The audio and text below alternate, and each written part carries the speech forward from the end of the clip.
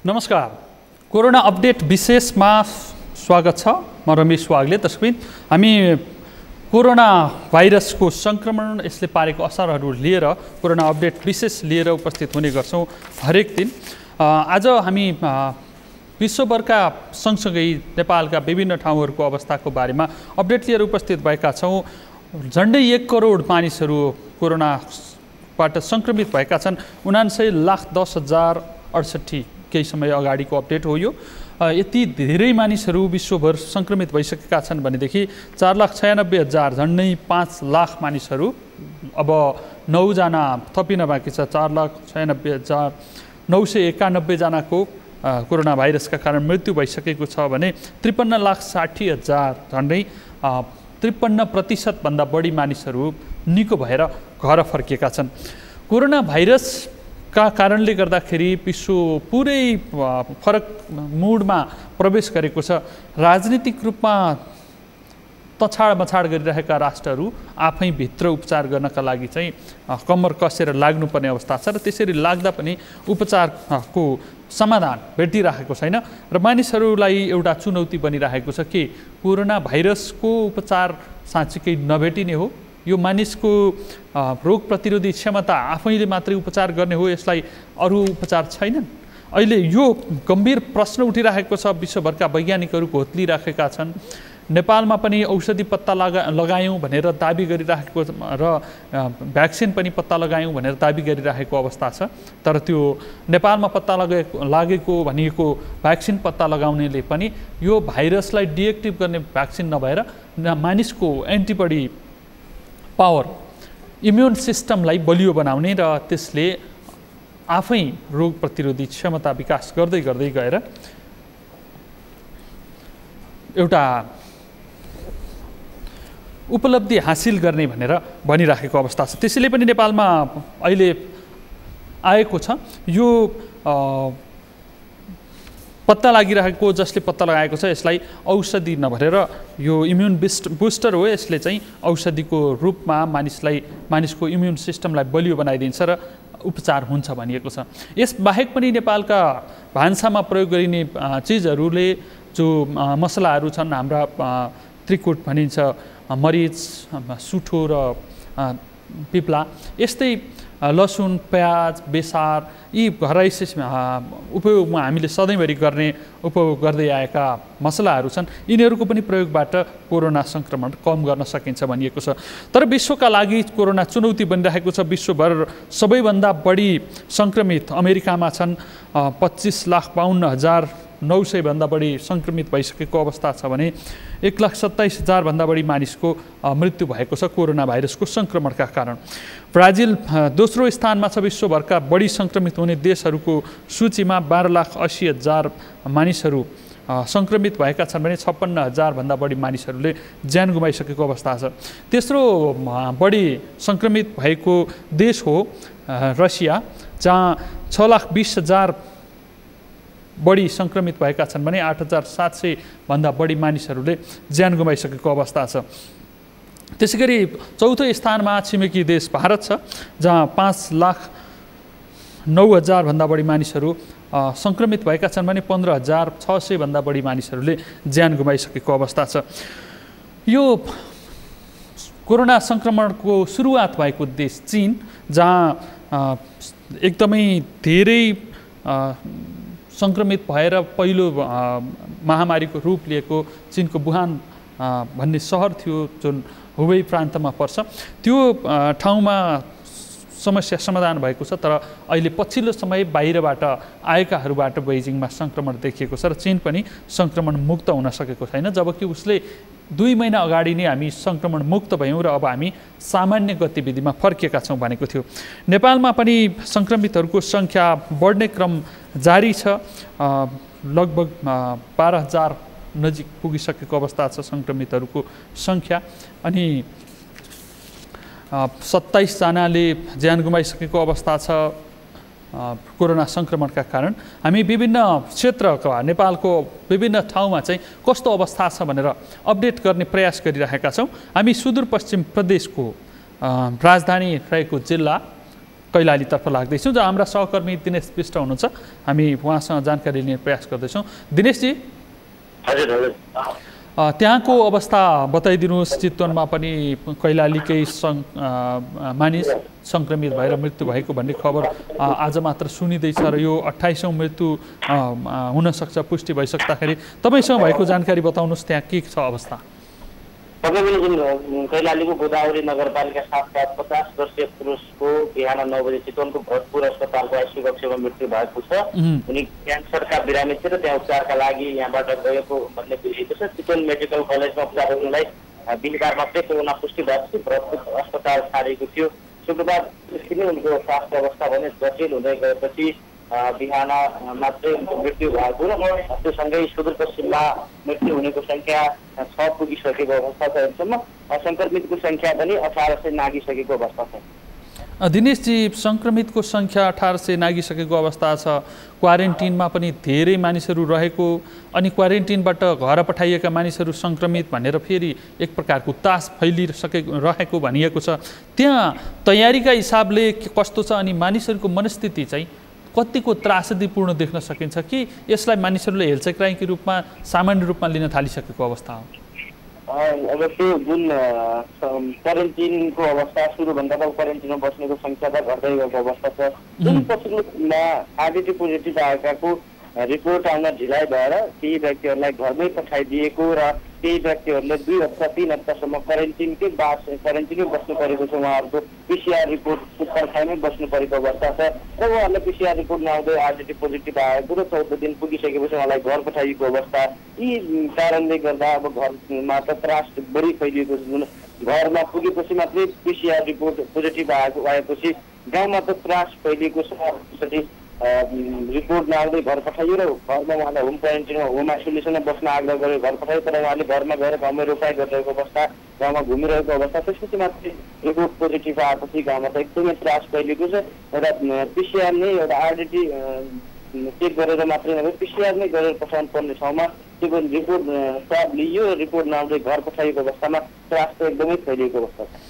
दिनेशजी, त्यसरी घर पठाइएका मानिसहरूमा सङ्क्रमितहरूको सङ्ख्या कस्तो छ अनि त्यसलाई चाहिँ त्यहाँको जिम्मेवार निकायले कोभिड कन्ट्रोल भनेर एउटा प्रादेशिक युनिट पनि बनेको छ, त्यसले कसरी लिएको छ त्यो सङ्ख्या र उसले लिएको रेस्पोन्सको शैली, त्यसलाई स्वाभाविक रूपमा लिन सक्ने अवस्था छ अथवा अझै कमजोरीहरू चाहिँ छताछुल्ल छन्?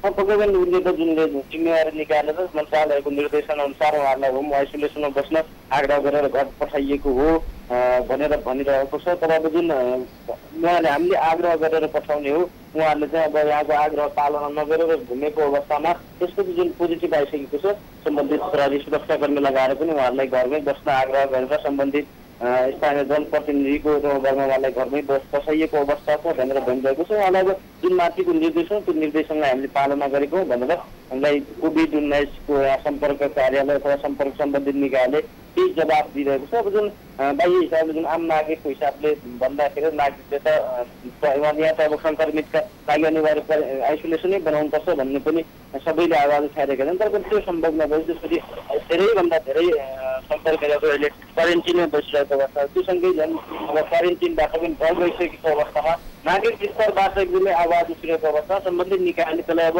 भनौँ न जुन गम्भीर हिसाबले लिनुपर्ने त्यो भनौँ नलिएको अवस्था। दिनेशजी, त्यहाँ प्रदेश सभामा पनि संसदको सभा नै अवरुद्ध गर्ने गरी प्रतिपक्षहरू उत्रिएका छन्। सत्तापक्षका सांसदहरूले नै सरकारको आलोचना गरिरहेका छन् र यो सरकारको प्रभावकारिता स्थापित हुन सकेन भनेर टिप्पणी गरिरहेका छन्। त्यस्तै खालको प्रतिक्रिया नागरिक स्तरमा पनि छ अथवा नागरिकलाई चाहिँ सरकारले विश्वासमा लिन सकिरहेको अवस्था हो? सरकारले गर्ने काम हो, सुरुवाती चरणमा भनौँ न अलि लापरवाही सुरुमै भएको अवस्था। सुरुमा त्यति हामीले कोरोनाको त्यति त्रास हुँदैन नेपालमै भन्ने एउटा ऊ रह्यो। त्यसपछि कोरोनाले त्यति हामीलाई गाह्रो गर्दैन, नाकाहरू बन्द छन् भन्ने उसमा सरकारसँगै सबै स्थानीय तह पनि रह्यो।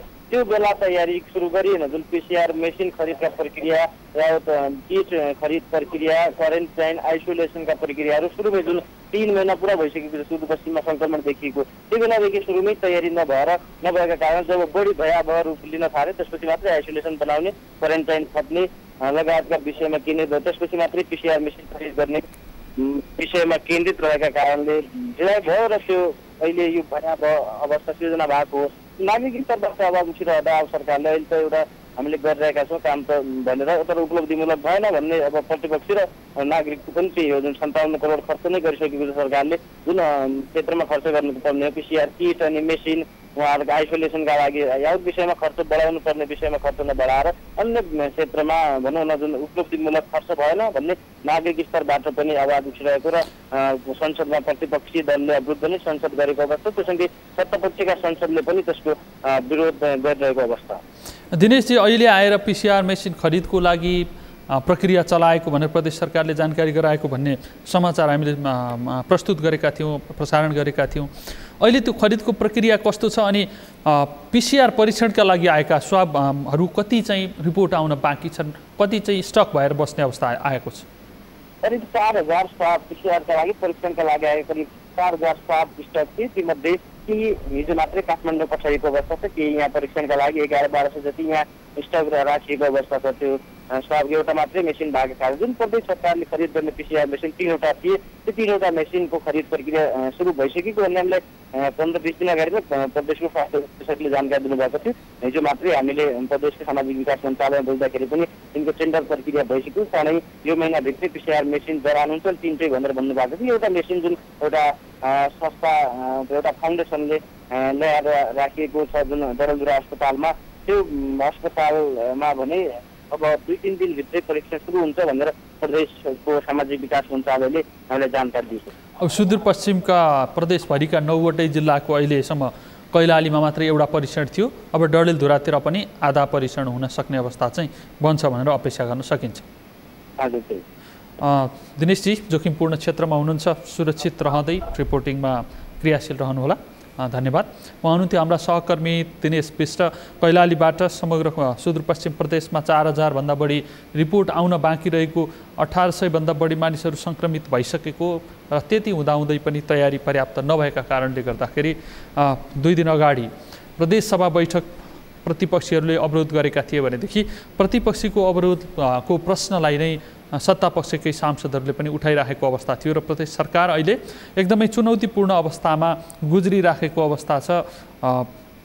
यो कोरोना सङ्क्रमणको तयारी पर्याप्त नभएका कारणले गर्दाखेरि हामी विभिन्न जिल्लाका अपडेटहरू यहाँहरू सामु प्रस्तुत गर्दैछौँ। सुदूरपश्चिम प्रदेशको कैलाली सँगसँगै समग्र सुदूरपश्चिम प्रदेशको अपडेट हामीले यहाँ प्रस्तुत गऱ्यौँ। अब हामी गण्डकी प्रदेशको लमजुङतर्फ लाग्दैछौँ, जहाँ हाम्रा सहकर्मी शान्ता कमली हुनुहुन्छ। शान्ताजी, त्यहाँ सङ्क्रमितहरूको सङ्ख्या लगभग 18-19 जना पुग्यो भनेर भनिएको थियो।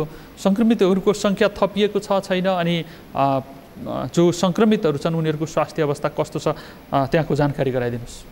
लमजुङमा हिजोसम्म 16 जना सङ्क्रमित हुनुहुन्छ, जसमध्ये 2 जना चाहिँ जिल्ला बाहिर, 18 जना हुनुहुन्छ। 16 जना चाहिँ लमजुङमै सङ्क्रमित हुनुभएको हो भने 2 जना लमजुङभन्दा बाहिरको हुनुहुन्छ। र त्यसै गरी हिजो नै साँझ 8 बजेतिर लमजुङ जिल्ला सामुदायिक अस्पतालमा कोरोनाको उपचार गरिरहनुभएका 3 जना सङ्क्रमित चाहिँ निको भएर डिस्चार्ज हुनुभएको छ।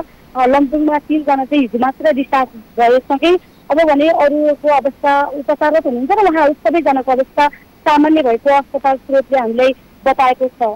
भनेपछि 18 जना सङ्क्रमित मध्ये अब 16 जना मात्रै सङ्क्रमित रहनुभयो, 2 जना सङ्क्रमणलाई जितेर 3 जना सङ्क्रमित, भनेपछि 15 जना मात्रै बाँकी रहनुभयो सङ्क्रमित, हैन? 17 जनामा नि 2 जना जिल्ला बाहिरकै हुनुहुन्छ। 1 जना निको भएर डिस्चार्ज भइसक्नु भयो, काठमाडौँमा देखिएको हो। घर लमजुङ तर सङ्क्रमित चाहिँ काठमाडौँ बसोबास गर्ने भएर 1 जना सुर्खेतमा, जुन घर चाहिँ लमजुङ भएको तर उहाँको बसाइ चाहिँ सुर्खेतमा भन्ने हामीले प्राप्त भएको छ र उहाँहरूको उपचार भइरहेको छ। काठमाडौँको जुन 4 वर्षीय बालक चाहिँ डिस्चार्ज हुनुभएको छ भने अर्को सुर्खेतमा देखिएको चाहिँ उहाँ पनि उपचाररत नै हुनुहुन्छ र उहाँको अवस्था पनि सामान्य रहेको हामीले पाएका छौँ। शान्तजी, सङ्क्रमितहरूलाई कहाँ राखिएको छ? स्थानीय तहकै क्वारेन्टिनमा राखिएको हो अथवा आइसोलेसनमा कहाँ राखिएको छ र उनीहरूको स्वास्थ्य अवस्था चाहिँ कस्तो छ? लमजुङमा जुन 16 जना सङ्क्रमित हुनुहुन्छ उहाँहरू चाहिँ विभिन्न वडामा देखिएका विभिन्न वडामा निर्माण गरेको क्वारेन्टाइनमा पनि संक्रमित देखिनु भएको थियो भने अब त 16 जना पनि रहनु भएन, 13 जना बाँकी रहनु भयो। हजुर 13 जना हुनुहुन्छ हजुर। उहाँहरू पनि अहिले चाहिँ उहाँहरू चाहिँ हिजो मात्र मध्य नेपाल नगरपालिकामा 6 जनामा संक्रमित देखिएको थियो, जस्तै 6 जना मध्ये 5 जना मध्य नेपाल नगरपालिकाकै क्वारेन्टाइनमा बस्नु भएको थियो भने त्यस्तै गरी 1 जना चाहिँ उहाँ बेसीसह नगरपालिकाको हुनुहुन्थ्यो र 6 जना हिजो मात्र देखिनु भएको थियो। उहाँहरूलाई पनि हिजो लमजुङ जिल्ला सामुदायिक अस्पतालमाको आइसोलेसनमा ल्याइएको छ र जुन यो लमजुङ जिल्ला सामुदायिक अस्पतालमा 15 बेडको आइसोलेसन र यहाँ जिल्ला समन्वयको सभा हलमा पनि आइसोलेसन बनाइएको छ 40 बेड क्षमताको। त्यसै गरी सुन्दरबजारको नमुना सामुदायिक अस्पतालमा पनि 40 बेडको चाहिँ आइसोलेसन बनाइएको छ र यहाँ लमजुङमा चाहिँ तीव्र तयारी भइरहेको छ यो आइसोलेसन र क्वारेन्टाइनलाई निर्माण गर्ने चाहिँ यहाँ स्थानीय तहदेखि लिएर गएर स्थानीय प्रशासन पनि लागि परेको छ। शान्तजी, संक्रमितहरूलाई होटलमा राख्ने व्यवस्थापन गर्ने, क्वारेन्टिनको रूपमा पनि होटललाई प्रयोग गर्ने भनिएको थियो।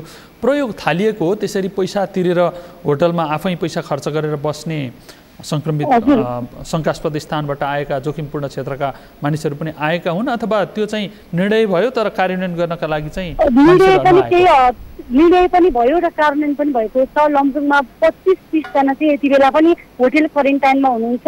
जिल्ला प्रशासन कार्यालयले गरेको निर्णय अनुसार उहाँहरू चाहिँ आफ्नो स्वतस्फूर्त रूपमा दिनको दैनिक 1700 रुपियाँ तिरेर चाहिँ होटलमा बस्नु भएको छ भन्ने हामीले खबर पाएका छौँ र उहाँहरूको निगरानीको लागि स्वास्थ्यकर्मी र सुरक्षाकर्मी निरन्तर खटिरहनु भएको छ। शान्तजी, अहिले तयारीको हिसाबले केही समय अगाडि क्वारेन्टाइन नै नपुग्ने हो कि भनेर चिन्ताको अवस्था थियो। क्वारेन्टाइनहरू अब खाली हुँदै गएर आउने मानिसहरू राख्न सकिने अवस्था हो अथवा अझै थप्नुपर्ने अवस्थामा छ क्वारेन्टाइनको सङ्ख्याको हिसाबले र बाहिरबाट आउन सक्ने सम्भावित मानिसहरूको सङ्ख्या? लमजुङको हिसाबमा बाहिरबाट आउने जस्तै आउने मानिसहरूको सङ्ख्या चाहिँ एकदम व्यापक मात्रामा छ र अझै पनि आउने क्रम जारी रहेकाले यहाँ चाहिँ अपुग्नै छ। यहाँ चाहिँ दैनिक रूपमा बैठक बसेर पनि यहाँ त्यो क्वारेन्टाइन कहाँ बनाउने, कुन ठाउँमा बनाउँदा राम्रो हुन्छ भनेर यहाँ छलफल पनि भइरहेको छ र अपुगको अवस्था भन्नुपर्दा लमजुङमा पर्याप्त मात्रामा अझै पनि क्वारेन्टाइनहरू बनेका छैनन्। जुन 1226 वटा क्वारेन्टाइन निर्माण भएकोमा त्यहाँ चाहिँ अब मानिसहरू चाहिँ 6-7 हजार आउने भन्ने कुरा छ। विदेशबाट पनि आउँदाखेरि लमजुङमा अलिक बढी मात्रामा मानिसहरू आउनुहुन्छ र क्वारेन्टाइनको पनि अवस्था अपुग हुने भएकाले यहाँ चाहिँ विभिन्न विद्यालय लगायत सामुदायिक भवनमा पनि क्वारेन्टाइन निर्माण गर्ने भन्ने जिल्ला विपद व्यवस्थापन समितिको निर्णय छ। शान्तजी, यो जोखिमपूर्ण अवस्था छ, जोखिमपूर्ण अवस्थामा पनि हामी तपाईँसँग जानकारी लिइरहेका छौँ, रिपोर्टिङमा जानुपर्छ। तपाईँहरूले आफ्नो सुरक्षाका उपायहरू चाहिँ कसरी अवलम्बन गरिराख्नु भएको छ?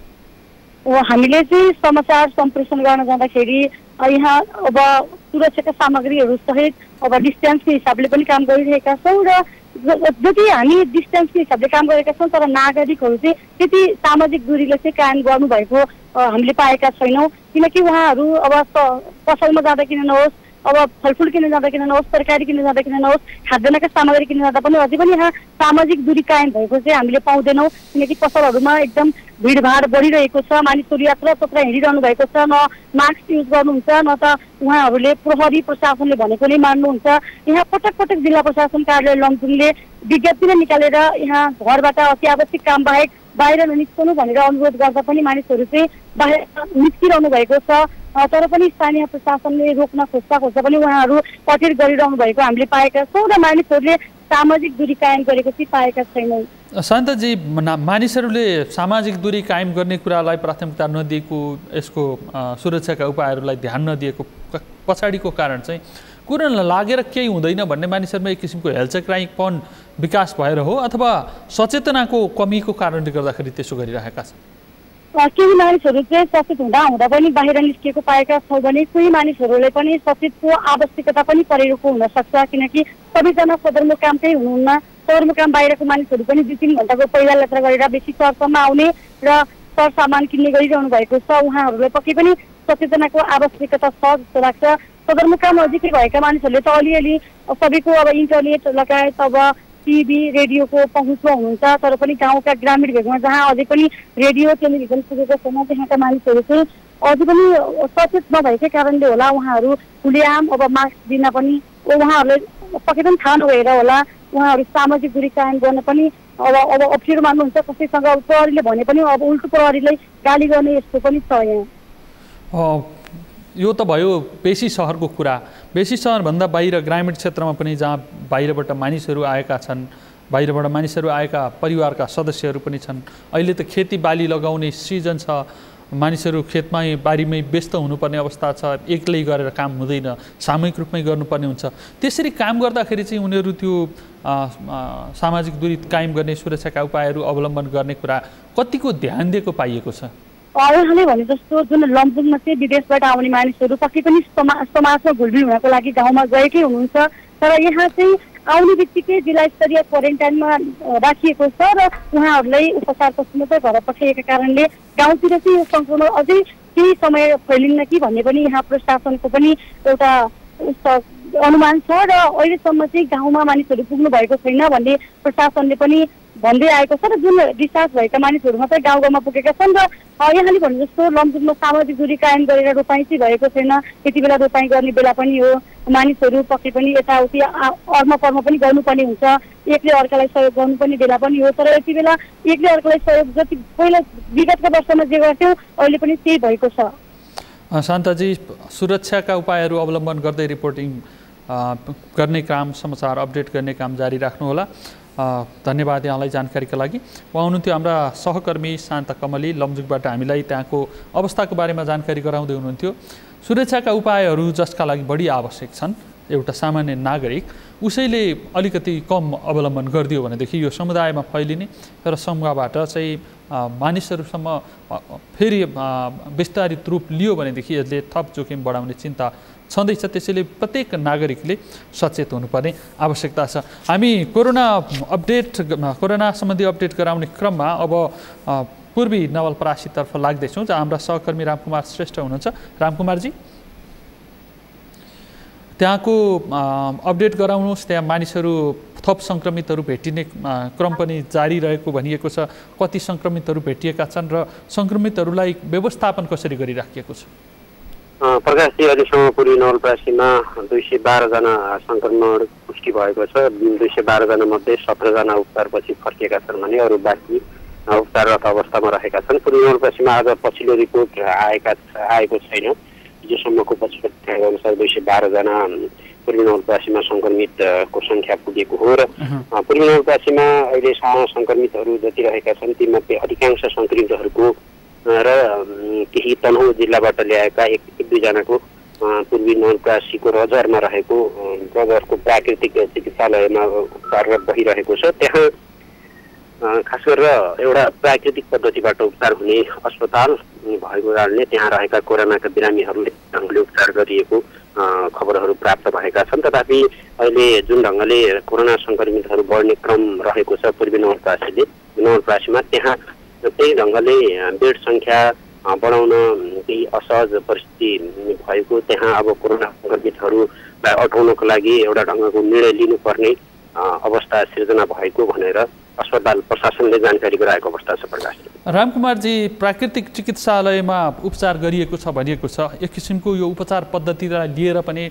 यहाँ बहस भएको छ कि प्राकृतिक चिकित्साबाट पद्धतिबाट उपचार गराउँदाखेरि चाहिँ चाँडो निको हुने, स्वास्थ्य लाभ चाँडो गर्ने जस्ता दाबीहरू पनि भएका छन्। एलोपेथिकले हुन्छ कि आयुर्वेदिकले हुन्छ कि भन्ने किसिमका छन्। त्यहाँ सङ्क्रमितहरू निको हुने क्रम चाहिँ कस्तो छ? कति दिनसम्म बसेका सङ्क्रमितहरू छन्? नयाँको त छुट्टै कुरा रह्यो। प्रकाशजी, यो रमेशजी, यो जुन रजरको प्राकृतिक चिकित्सालयमा उपचार भइरहेका छन् तिनीहरूलाई तपाईँले भने जस्तो प्राकृतिक पद्धतिबाट उपचार गरिएको छ। त्यहाँ खास गरेर जडीबुटीमा जुन स्वास्थ्यको लागि एउटा रोग प्रतिरोधी क्षमता बढाउने त्यस्ता औषधिहरू प्रयोग गर्ने र सँगसँगै योगा क्लासहरू लिने, आत्मबल बढ्ने खालका मनोपरामर्श पनि गर्ने हैन, त्यस्तो गरिएको छ।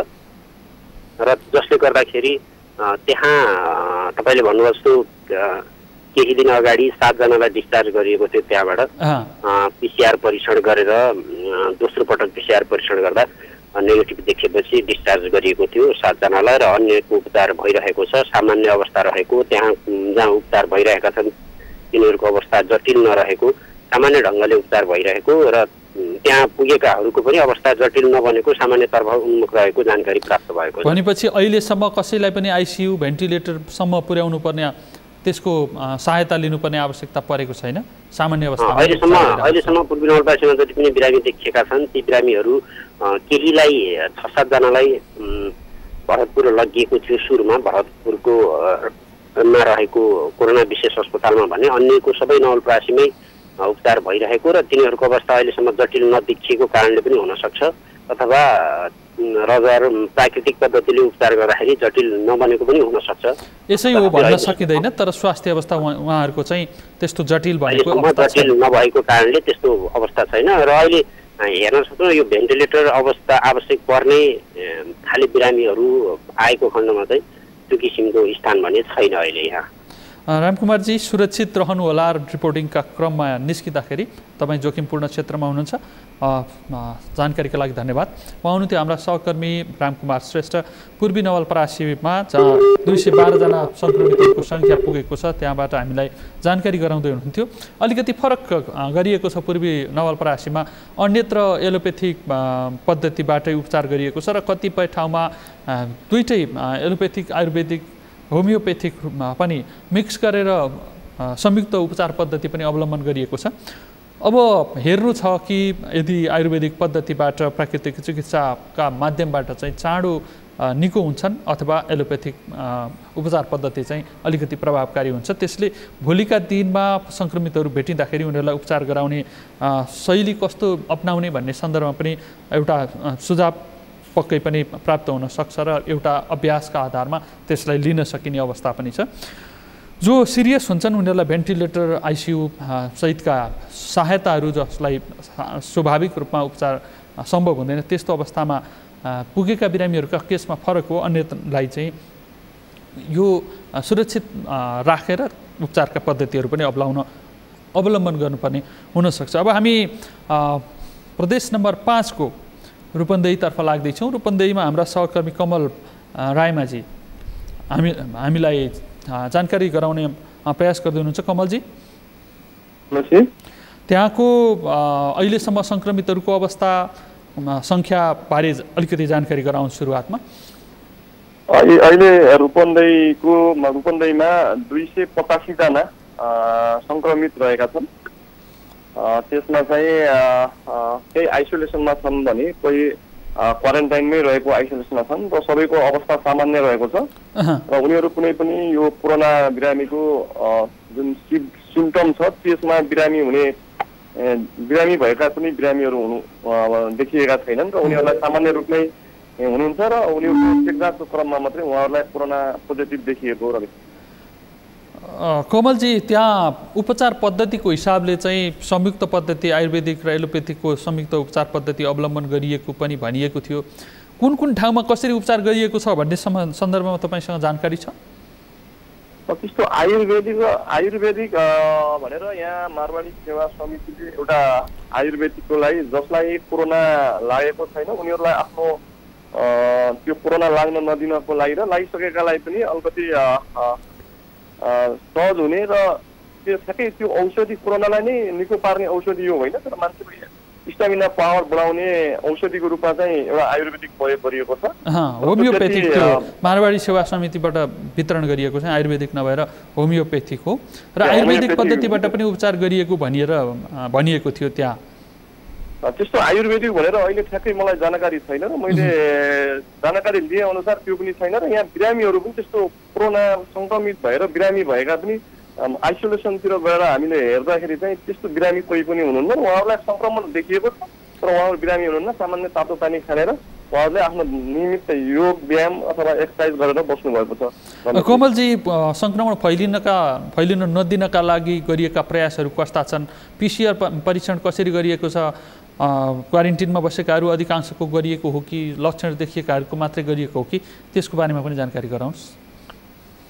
रूपन्देहीमा अत्याधिक मात्रामा लगभग 2000 को हाराहारीमा क्वारेन्टाइनमा मानिसहरू रहेका छन् र उनीहरूलाई चाहिँ सङ्ख्यात्मक रूपमा अगाडि आएर क्वारेन्टाइनमा बसेकाहरूलाई PCR चेक जाँच गरिएको छ र त्यो प्रदेश प्रयोगशाला प्रदेश जनस्वास्थ्य प्रयोगशाला भैरवामा रहेको बाहुबालीमा रहेको त्यो प्रयोगशालामा चेक जाँच गरिन्छ र दैनिक खसेको हाराहारीमा चेक जाँच गरिएको छ र त्यसमा यहाँ चाहिँ प्रदेशभरिबाटै चेक जाँचको लागि स्वाब लिने गरिएको छ र उनीहरूलाई परीक्षण गरेर दैनिक रिपोर्ट दिने गरिएको छ। त्यसको लागि यो क्वारेन्टाइनमा बसेका सबैलाई नै गर्ने भनेको छ प्रदेश सरकारले र उहाँहरूलाई सिम्टम देखिएकालाई मात्रै नभएर सबैलाई गरिने भनिएको छ। अहिलेसम्म क्वारेन्टाइनमा बसेकालाई यो प्रयोगशालाले गरिरहेको छ र यो चेक जाँचको लागि अत्याधिक मात्रामा सङ्ख्यात्मक रूपमा अलि धेरै भएको भएर यसले केही ढिलो चाहिँ भएको छ। क्वारेन्टाइनमा अलि लामो समय बस्नुपर्ने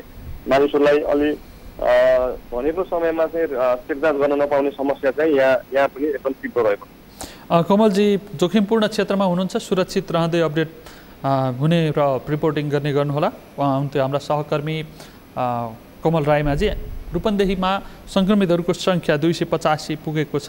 2000 को हाराहारीमा क्वारेन्टाइनमा राखिएको छ र दैनिक 600 को हाराहारीमा प्रदेशभरिको PCR परीक्षणको दर चाहिँ अघि बढाइराखेको अवस्था छ। त्यो पनि पर्याप्त हुन भने सकिरहेको छैन। हामीलाई जानकारी गराउँदै हुनुहुन्थ्यो।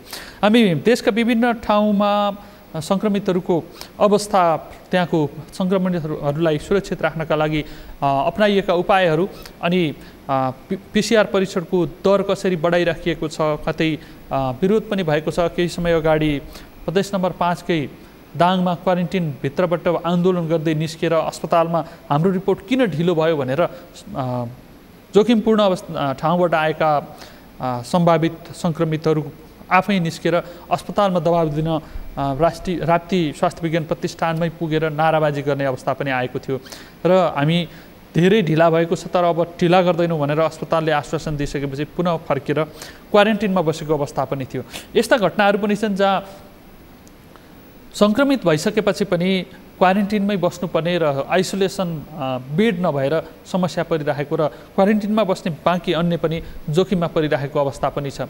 हामी विभिन्न क्षेत्रको अपडेट गराउने क्रममा गइरहेका छौँ। यो अपडेट गराउने क्रममा विभिन्न जिल्लाका विभिन्न सहकर्मीहरू मार्फत हामी जानकारी गराउने प्रयास गरिरहेका छौँ। हाम्रा सहकर्मी पूजन घिमिरे झापाबाट यति बेला प्रत्यक्ष सम्पर्कमा हुनुहुन्छ। पूजनजी, हजुर रमेशजी, त्यहाँको सङ्क्रमितहरूको अवस्था, सङ्क्रमितहरूको सङ्ख्या कति पुगेको छ, क्वारेन्टिनमा कति मानिसहरू छन् र उनीहरूको व्यवस्थापन कसरी भइरहेको छ, जानकारी गराउनुहोस्। रमेशजी, पछिल्लो पटक झापामा अन्य 5 जनामा समेत कोरोना भाइरसको सङ्क्रमण पुष्टि भए पछाडि अहिले 216 हिजोसम्म चाहिँ 216 को सङ्ख्यामा रहेका सङ्क्रमितहरूको सङ्ख्या अहिले चाहिँ 221 पुगेको छ।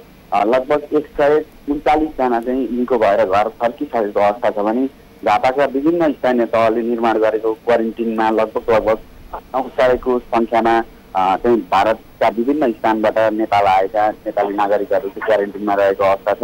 हालसम्म प्रदेश 1 मा चाहिँ जिपी स्वास्थ्य विज्ञान प्रतिष्ठान धरान, क्षेत्रीय प्रादेशिक प्रयोगशाला विराटनगर र कोभिड अस्पताल 3 ठाउँमा चाहिँ कोरोनाको परीक्षण हुँदै आएकोमा अब चाहिँ हिजो मात्रै सरकारले एउटा घोषणा गरेको छ। त्यसैभरि चाहिँ अन्य 10 वटा नयाँ ल्याबहरूको स्थापना गर्ने भनेर त्यही अनुसार मेची अस्पताल भद्रपुरमा समेत चाहिँ अबको केही दिनमा चाहिँ सरकारले PCR प्रविधिबाट चाहिँ स्वाब परीक्षण गर्ने चाहिँ प्रयोगशालाको स्थापना गर्नेछ। रमेशजी, पूजनजी, अहिले क्वारेन्टिनमा रहेका मानिसहरूको सङ्ख्या कति छ, उनीहरूमा लक्षणहरू देखिएको छ कि छैन, अनि PCR रिपोर्ट नै परीक्षण गरिसकेपछि ढिलो आएर आत्तिने क्रम कस्तो छ, अलिकति विस्तृतमा जानकारी गराउनुहोस्।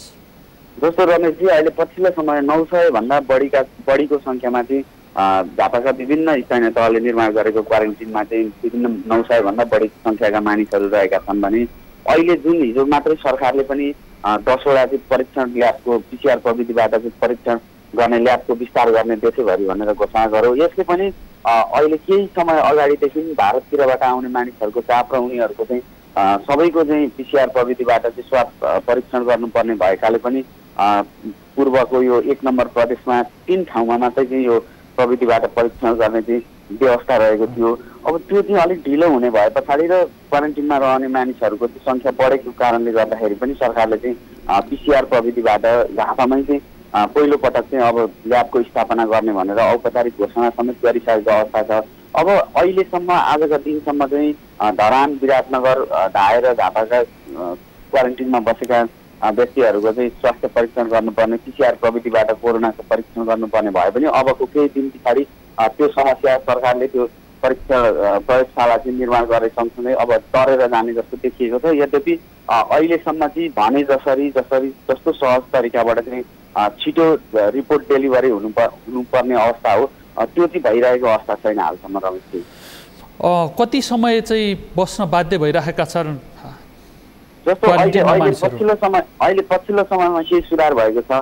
केही दिन अगाडि चाहिँ केही हप्ता अगाडि विराटनगर स्थित कोभिड अस्पतालमा रहेको PCR मेसिनले समेत काम गर्न छोडेको थियो। अहिले त्यसलाई मर्मत गरेर पुनः चाहिँ त्यो परीक्षण गर्न थालिएको अवस्था छ। यो भइसके पछाडि चाहिँ अहिले अलिक छिटै जस्तो 2 दिन 3 दिनमा चाहिँ रिपोर्टहरू आउने क्रम रहेको हामीलाई चाहिँ जनस्वास्थ्य कार्यालयले जानकारी दिँदै आएको छ भने योभन्दा केही अगाडि चाहिँ 1 हप्तासम्म पनि रिपोर्ट नआएर झापाका विभिन्न क्वारेन्टिनमा बसेका मानिसहरू चाहिँ उनीहरू 14 दिन पुगे पनि उनीहरूको स्वाब सङ्कलन गरेर पठाएको चाहिँ 1 हप्ता बितिसक्दा समेत पनि रिपोर्ट नआए पछाडि चाहिँ उनीहरूलाई क्वारेन्टिनमै राखिएको अवस्था थियो। तथापि अहिले त्यो विराटनगरको ल्याब पुनः सञ्चालनमा आए सँगसँगै त्यो समस्या केही हदसम्म चाहिँ टरेरै गएको अवस्था छ रमेशजी। धन्यवाद पुजनजी। सुरक्षित भएर रिपोर्टिङका क्रममा खटिनुहोला। आफूलाई सुरक्षित राखेपछि मात्रै नागरिकलाई जानकारी दिन सक्ने अवस्था हुन्छ। पत्रकारिता क्षेत्रसँग आम नागरिकका अपेक्षाहरू सधैँ रहन्छन्, तर यस्ता विशेष अवस्थाहरू हुन्छन्। यस्ता विशेष अवस्थाहरूमा आम नागरिकका अपेक्षाहरू अझ ज्यादा हुन्छन्। आफै निस्केर सूचना प्राप्त गर्न नसक्ने अनि खुलेआम हिँड्नु पनि नहुने अवस्था छ र यस्तो अवस्थामा नागरिकहरूले थप जानकारीको अपेक्षा गरिरहेका हुन्छन्। त्यसैले पनि पत्रकारहरू जो फिल्डमा खटिराख्नु भएको छ उहाँहरू जोखिम मोलेर पनि हिँड्नुपर्ने अवस्था छ। त्यसैले पनि सुरक्षाका उपायहरू आफूले अपनाउनु पर्ने अवस्था छ अनि फिल्डमा निस्कँदाखेरि दूरी कायम गर्नुपर्ने र सूचना लिँदाखेरि पनि सचेत हुनुपर्ने अवस्था छ। कतिपय सूचनाहरू हचुवाका आधारमा पनि सूचना दिनका लागि आतुर भइराख्ने र परिपक्व नभएको सूचना पनि दिने अधिकारीहरू पनि हुन्छन्, त्यस्तै अन्य प्रतिनिधिहरू पनि हुन्छन्। उनीहरूबाट सचेत भएर नागरिक सामु वास्तविक सूचना पुर्याउनु पर्ने आवश्यकता पनि छ। त्यसैले पनि पत्रकारिता क्षेत्र यति बेला जोखिम मोलेरै सूचना सङ्कलन गरिरहेको छ। हाम्रा सहकर्मीहरू पनि त्यही काम गर्दै त्यसरी नै सूचना सङ्कलन गरिराख्नु भएको छ। हामी पनि यहाँ दूरी कायम गरिरहेका छौँ र सुरक्षाका उपायहरू अप्नाइरहेका छौँ। हाम्रो दैनिक जीवन चलाउनका लागि हामी घरबाट निस्कनु पर्नेछ। यही बाध्यताले असार 1 गतेदेखि सरकारले लकडाउन अन्त्य गरेको छ। चैत 11 गतेदेखि सुरु गरेको लकडाउन र त्यो लकडाउन अन्त्य हुँदाखेरि केही मानिसहरूमा मानौ बन्द भएको हो र बन्द खुलिसक्यो, अब निस्कनका लागि निष्फिक्री निस्कँदा हुन्छ भन्ने स्वभाव देख्न सकिन्छ। यही स्वभाव चाहिँ कोरोना सङ्क्रमण फैलाउनका लागि सहयोगी हुन सक्छ र समाजमा जोखिम बढाउनका लागि, देशलाई नै जोखिममा पार्नका लागि चाहिँ यो स्वभाव एकदमै हानिकारक हुन सक्छ। त्यसैले आम नागरिकले सचेत हुन आवश्यक छ र सचेततापूर्वक आफ्ना गतिविधिहरू सञ्चालन गरियो भनेदेखि हाम्रा दैनिक जीवनका समस्याहरू पनि समाधान हुन्छन् अनि कोरोना सङ्क्रमणको फैलावट पनि रोक्न सकिन्छ। त्यसैले सरकारले के गर्यो भन्ने प्रश्नहरू नागरिक स्तरबाट गर्न पाउनुपर्छ, गर्दै जानुहोला। तर सरकारलाई प्रश्न गर्ने तर आफू सचेत नहुने यस्तो काम गर्न थालियो भनेदेखि त्यसले हामी आफैलाई जोखिममा पार्छ, हाम्रो परिवारलाई जोखिममा पार्छ, समाजलाई जोखिममा पार्छ अनि राष्ट्रलाई नै जोखिममा पार्छ। यसै पनि आजको विश्व एउटा देश जस्तै बनेको छ। अफ्रिकाको एउटा कुनामा सङ्क्रमण फैलियो भन्दै गर्दाखेरि एसियाको अर्को कुनामा मानिसहरू त्रसित हुनुपर्ने र त्यसरी नफैलिदियोस् भनेर कामना गर्नुपर्ने अवस्था छ। त्यसैले अन्तर्राष्ट्रिय स्तरमा पनि हरेक नागरिकहरू सचेत बनिँदै गए भनेदेखि, हरेक मानिसहरू सचेत बनिँदै गए भनेदेखि कोरोनाको सङ्क्रमण रोकिन सक्छ। यसका लागि चेन ब्रेक गर्नुपर्ने हुन्छ। एक व्यक्तिबाट अर्को व्यक्ति हुँदै आफ्नो आयु पनि कोरोनाले बढाइराखेको छ अनि सङ्क्रमितको सङ्ख्या पनि बढाइराखेको छ। जब कोही व्यक्तिबाट अर्को व्यक्तिमा फैलिन पाउँदैन र कोरोना सङ्क्रमण मुक्त त्यो व्यक्ति हुन्छ, त्यसपछि कोरोनाको पनि अन्त्य हुन्छ। त्यसैले एउटा व्यक्तिबाट अर्को व्यक्तिमा सर्न नदिनु नै कोरोना अन्त्यको अहिलेका लागि प्राथमिक उपाय हो। किनभने आजको दिनसम्म कोरोनाको उपचारका लागि न त भ्याक्सिन बनेको छ न त औषधि नै बनेको छ।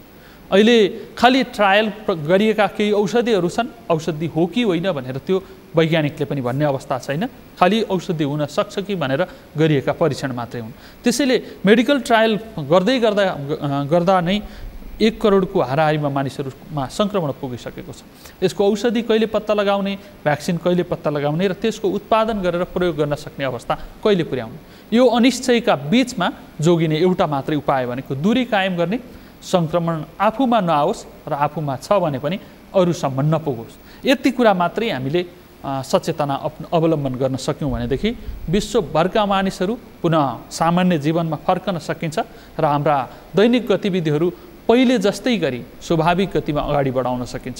आर्थिक सङ्कटकालको जोखिममा छन्, 4% भन्दा बढी अर्थतन्त्रमै गिरावट आउने भनेर अन्तर्राष्ट्रिय रूपमा प्रक्षेपणहरू अनुमानहरू प्रक्षेपण गर्न थालिएको छ। ती अवस्थाहरूको अन्त्य गर्ने एउटा मात्रै उपाय भनेको हरेक मानिस सचेत हुने र आफ्ना गतिविधिहरूलाई जारी राख्ने। भोलि सार्वजनिक यातायात पनि सञ्चालन गर्नुपर्ने हुन्छ, त्यति बेला पनि मानिसहरू सचेत हुन सकेनन् भनेदेखि त्यसले मानिसहरूलाई यसरी सङ्क्रमण फैलिन्छ कि जोखिम नियन्त्रणभन्दा बाहिर जान सक्छ। त्यसैले सबैजना सचेत हुनुको अर्को विकल्प छैन। सचेत हौँ तर नआत्तियौँ।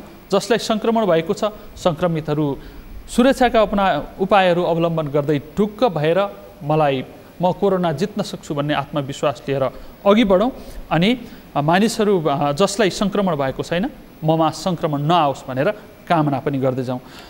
आजका लागि कोरोना अपडेट विशेष हामी अन्त्य गर्ने समय भएको छ। हरेक मानिस सचेत बनौँ, कोरोनाबाट बच्न हरेक व्यक्ति सचेत बन्यो भनेदेखि त्यो सचेतनाले परिवार सुरक्षित हुन्छ, परिवार सुरक्षित भयो भने समाज सुरक्षित हुन्छ, अनि समाज सुरक्षित भयो भने राष्ट्र र पुरै विश्व सुरक्षित हुन्छ। आजको एउटा मात्रै उपाय कोरोनाबाट बच्नका लागि दूरी कायम गर्ने र सङ्क्रमण फैलावट रोक्ने नै हो। हरेक नागरिक, हरेक मानिस मानवीयताको दृष्टिकोणले सचेत बन्ने गरौँ, यही कामना गर्दै कार्यक्रमबाट बिदा लिने समय भएको छ। म सहित सम्पूर्ण मिटलाई बिदा दिनुहोस्। सगरमाथा टेलिभिजन हेर्दै गर्नुहोला। नमस्कार।